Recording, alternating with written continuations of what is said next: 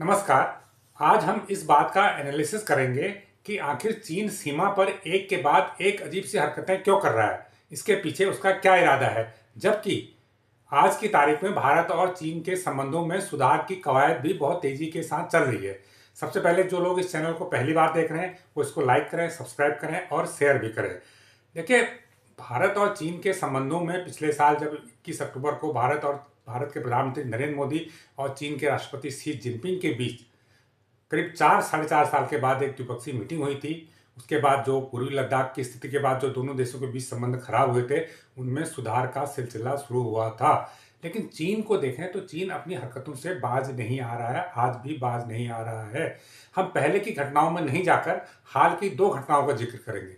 देखिए, कुछ ही समय पहले की बात है कि चीन ने 2 अपने नए जिलों की घोषणा की। तिब्बत के हुटोन प्रांत में 2 नए जिले घोषित किए, 2 नई काउंटी घोषित की। वहां पर जिलों को काउंटी बोलते हैं।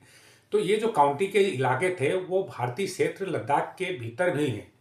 अब कोई भी देश अपने देश में जिले बनाए, प्रदेश बनाए, शहर बनाए, दूसरे देश को उससे कोई लेना देना नहीं, लेकिन क्या वो अपनी काउंटी में भारत के हिस्सों को शामिल दिखा सकता है? ये एक अजीब सी हरकत है चीन की। हालांकि ये हिस्सा अभी भी चीन के कब्जे में है। इसका ज़्यादातर हिस्सा अक्षय चिन्ह वाला एरिया है। ये जो लद्दाख का अक्षय चिन्ह वाला एरिया है, उस एरिया के कुछ हिस्सों को उसने अपनी नई काउंटी में दिखाया है, जो चीन ने अभी हाल में बनाई है।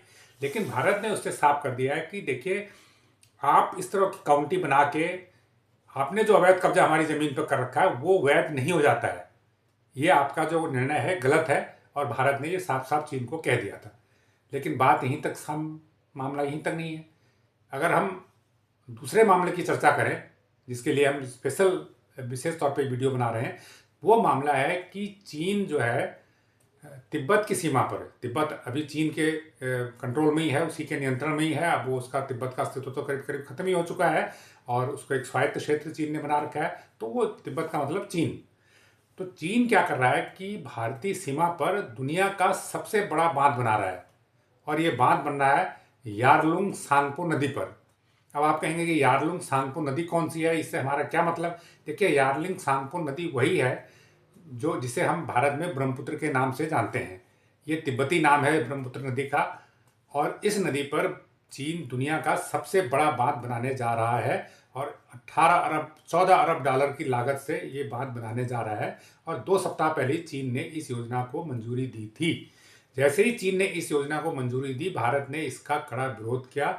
भारत ने कहा कि इस बांध को ब्रह्मपुत्र नदी पर चीन बना रहा है, लेकिन इसके बनाने से जो भारत और बांग्लादेश, जो दूसरे निचले हिस्से में जो देश हैं, क्योंकि नदी आगे भी बढ़ती है, भारत में आती है, फिर आगे जाती है, तो इसका जो निचले देश हैं उन पर क्या असर होगा, क्या नेगेटिव असर होगा, उसको चीन को ध्यान में रखना चाहिए। भारत ने इस बात को स्पष्ट तौर पर आपत्ति के तौर पर दर्ज कराया।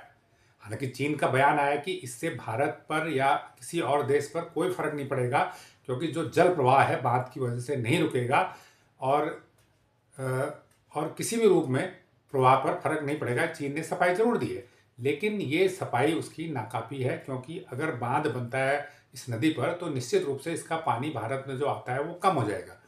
चीन के साथ दिक्कत क्या है कि भारत और चीन के बीच एक समझौता है ब्रह्मपुत्र नदी के पानी को लेकर, कि दोनों देश पानी के आंकड़े को साझा करेंगे। लेकिन चीन ने कभी भी आंकड़े साझा नहीं किए, और जबकि भारत लगातार उससे मांग करता है कि आप हमें बताइए कितना पानी आप भारत की तरफ छोड़ रहे हो। भारत के पास आंकड़े हैं, भारत के पास डाटा है कि कितना पानी आ रहा है, लेकिन चीन उसका आंकड़े को नहीं मानता है और अपना आंकड़ा नहीं देता। तो ऐसे में अब चीन वहां पर उसी नदी पर बड़ा डैम बना रहा है। तो जब डैम बनेगा तो पानी तो रोका जाएगा निश्चित समय के लिए, तो कुछ समय तक पानी का प्रवाह भारत के लिए कम हो जाएगा। हालांकि जब डैम बन जाएगा तो चीन ये कहेगा कि हम पानी छोड़ेंगे, लेकिन ये एक सीजन होता है नदियों का, कभी कभी पानी ज़्यादा होता है, कभी कम होता है। जब पानी ज़्यादा होगा तब तो वो छोड़ देगा, लेकिन जब गर्मी का सीजन होगा, जब पानी नदी में कम होता है, तब वो पानी डैम के लिए इस्तेमाल करेगा, तो भारत की तरफ पानी कम आएगा। और हम जानते हैं कि ब्रह्मपुत्र पूर्वोत्तर के लिए एक जीवन रेखा है, और अगर ब्रह्मपुत्र में पानी कम होता है तो पूर्वोत्तर के कई राज्यों में पानी का संकट पैदा हो सकता है। ये भारत की चिंता है। दूसरी बात यह है कि जहां पर यह बांध बना रहा है वो हिमालयी क्षेत्र है। हिमालयी क्षेत्र में कई एक्सपर्ट कमेटियों ने कहा है, कई साइंटिफिक स्टडी हैं कि हिमालयन क्षेत्र में ज़्यादातर इस तरह की गतिविधियां नहीं होनी चाहिए। और जिस स्थान पर ये बांध प्रस्तावित किया गया है उस स्थान पर जो जमीन के नीचे टेक्टोनिक प्लेट है, उस प्लेट का बॉर्डर वहां पर पड़ता है, उस प्लेट की सीमा वहां पर लगती है। तो जो टेक्टोनिक प्लेट है ये हिलते डुलते रहती है, जिसकी वजह से हिमालयन क्षेत्र में कई बड़े भूकंप आ चुके हैं और भविष्य में भी आ सकते हैं। तो ये दूसरी चिंता है। अगर चीन ने बड़ा बांध बना लिया और चूंकि ये टेक्टोनिक प्लेट के बॉर्डर पर है और वहां पर अगर उस प्लेट में हलचल होती है और अगर बांध टूट जाता है तो तबाही कहाँ मचेगी? तबाही सारी भारत में मचेगी। तो ये भारत की तीसरी चिंता है।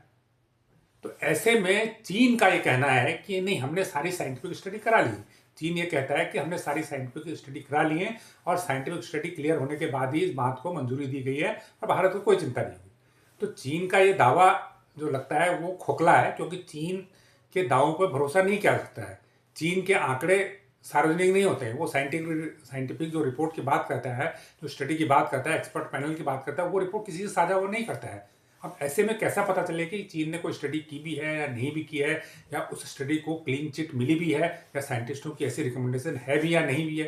क्योंकि चीन अपने इस तरह के आंकड़े को साझा नहीं करता है। यहाँ तक कि चीन ने कोरोना में डाटा भी बंद कर दिया था। आज चीन में HMPV वायरस का प्रकोप है, लेकिन उसके कोई आंकड़े शायद चीन के पास नहीं है। कितने लोग मरे हैं, कितने इन्फेक्टेड हैं, क्या क्या कॉम्प्लिकेशन हो रहे हैं, चीन के पास कोई आंकड़े नहीं, दुनिया को कोई आंकड़े नहीं दे रहा है। तो ऐसे में चीन पर कैसे भरोसा किया जाए, ये आज सबसे बड़ी समस्या बन चुका है। और दूसरी तरफ एक तरफ भारत जहां चीन से संबंधों को सुधारने की कवायद कर रहा है, शीर्ष नेतृत्व के लेवल पर बातचीत एक दौर की हुई है, आगे और संभावना है, NSA लेवल की बातचीत हो रही है। दूसरी तरफ चीन एक के बाद इस तरह की हरकतें कर रहा है। कभी वो भारतीय क्षेत्र को अपनी काउंटी में दिखा देता है।